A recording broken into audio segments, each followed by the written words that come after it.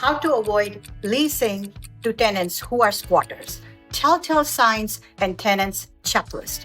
Hey everyone, welcome back to my channel. If you are a landlord or thinking of renting out your property, one of your biggest concerns should be to avoid tenants who might be a squatter. What a squatter means? They don't want to pay the rent and they will not leave your place. So I will share 5 telltale signs to help you first recognize them. Okay, so let's go and make it your checklist. Always check their employment and residence history for last 2 years. Do not expect them to leave those blanks because I will tell you one bonus tip at the end which opened my eyes. So let's get started. Your sign number 1, vague and incomplete application. Well, if you can write your name, I bet you can write everything else. So watch out for vague or incomplete application. Writing maybe a street name, but not the street number, which city, all these are your signs. I had a lady who did that. And when I confronted her about it, she seemed a bit flushed and avoided giving me straight answer. That is a big red flag. A good applicant should give you a pretty good idea of who they are, where they have been living for 2 years, and where they have been working for last 2 years. Your sign number 2, lack of references. They are so critical.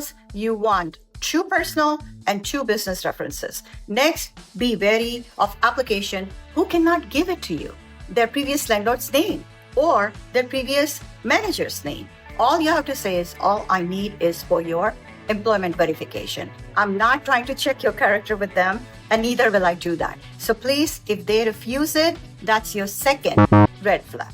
This person I talked about said he lived in Katy, but he was getting a house somewhere in Beasley, Texas, which is so far. And when we asked him, he did not have a satisfactory answer. It was like, yeah, I want to get rid of my family. Well, there's something not making sense. We didn't even entertain it. Now, what is the third red flag? When you're showing a place to a couple or a single, whatever it is, they are super critical about everything. Oh, there is a nick here. Oh, there is this. Oh, the bulbs are not bright enough. Oh, they're not even LED. Who keeps those bulbs fluorescent? And complaining. Oh, the floor, oh, sparkling. Who's going to keep them sparkle, right? Now, that is your telltale sign. So that was your sign number 3. Sign number 4 is reluctant to sign a lease. They tell you, I will sign it once I come in. I want to come in, live there for 1 week, and then I will sign a lease. What if your property has an issue? If that is so, and they don't want to work with you with the way everything has been done in order that you move in, you get a move-in condition form, which you fill it out and send it to your landlord. All their concern is when they leave the place, they give it in the same condition as they were given the place. Sign number 5. Verify employment and residence history. Let me tell you this. This guy came to us last year and would not give a employer's information. So I looked it up where he worked. I called and I asked them to put me to HR department, and HR department said there is no such person who has ever worked here. All fictitious. So find it.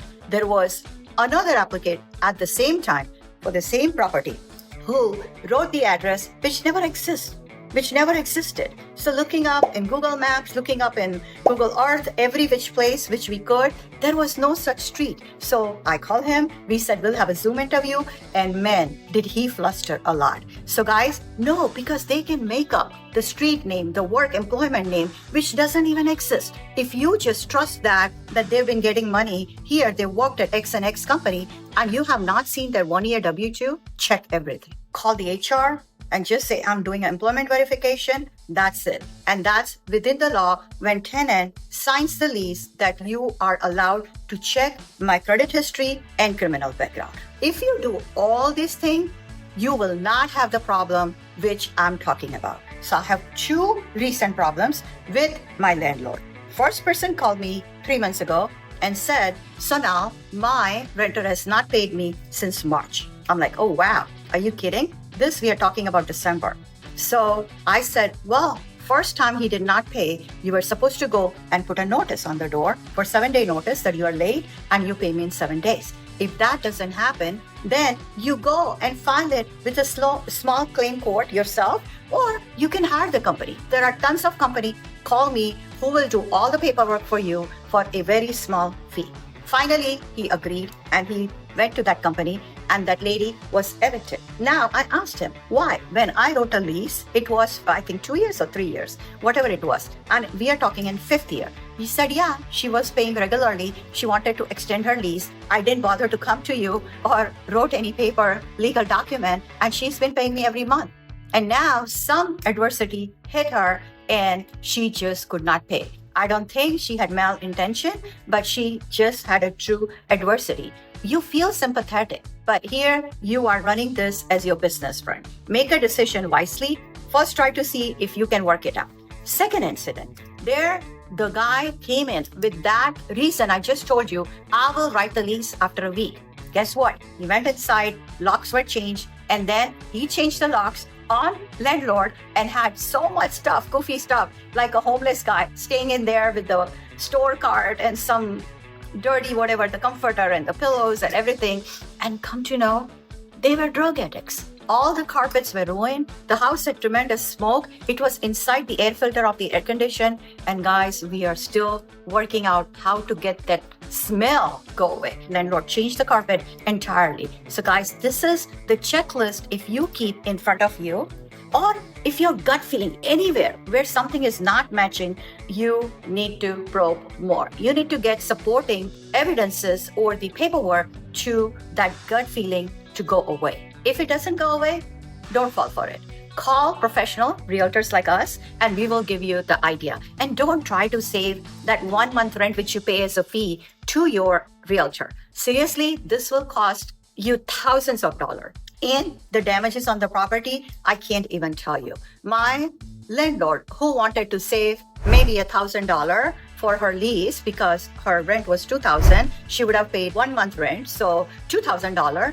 And she tried to save that, and now she's in a hole for $20,000 or more. Guys, it's critical. Please make sure you do everything I told you without any hesitations. There is no hesitation. There is no formality. There is no hurt feelings if you are doing this work with everybody. So nobody can tell you, you were biased to me, you were racist. And there are a lot of more things when you start choosing an application. And I'll talk about that soon within a couple of months. All right, guys, thank you. I know a lot of you have bought investment property in the end of December and now getting ready to lease it out. So I thought I will do this video first because I went through 2 clients' nightmare this year. Go through realtors, they do a very good check. They make them fill out the background check and criminal activities and everything. And it's very negligible cost to the tenant, $50 or less, and they can make a decision. They will do the due diligence. They'll make sure they call the references. They will call their employer.